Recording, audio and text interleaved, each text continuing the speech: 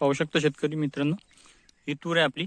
आणि मी याच्या आधीचा जो व्हिडिओ आहे तो सुद्धा याच जागेवरून काढला होता. हे झाड होतं, त्याच्या बुडाला खूप जास्त वेल चिटकली होती पोंगे आता. आणि ही मागची साईड होती, ते शेड दिसत होतं मागचं, हे पोंग्या शेड.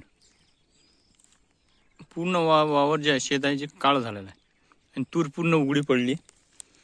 फक्त हे जे मधात दिसत आहे तुम्हाला, हे आपण 2 दिवसानंतर याच्यावर तणनाशक मारलं, हे मधातल्या पट्टी. बाकी ज्या साईडच्या ज्या पट्ट्या आहे आपण 2 दिवस आधी मारल्या होत्या, म्हणून आता फरक पोंग्या किती चांगला आहे.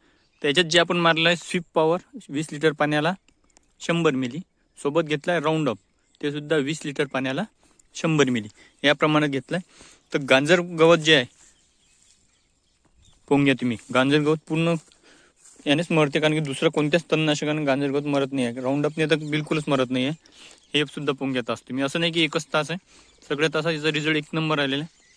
हे सर्व हे वेल आहे जे लवकर मरत नाही. राऊंड अपने सुद्धा जास्त लवकर मरत नाही, पण यानं पूर्ण जळून खाक झाले.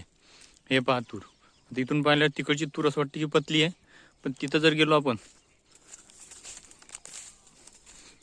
आता पाहिजे आल्यानंतर पूर्ण तासच्या तास ओळखू येतात.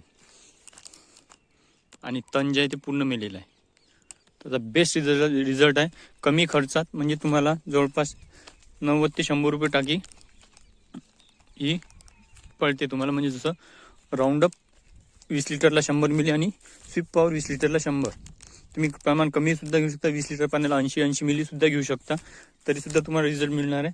कारण की आपण जे हे 2 साईडा ज्या मारलेल्या आहे ह्या 100 मिलीने मारले, आणि हे जी मधातली पट्टी ही 20 लिटरला 80 मिलीने मारलेलं आहे. दोन्ही स्वीप पॉवर आणि राऊंड 80 मिलीने. फक्त 2 दिवस उशिरा मारले, त्यामुळे अजून हे तण मारायचं. पण हे सुद्धा तण पूर्ण हे जे इकडचं साईडचं झालेलं आता हे पोंग्या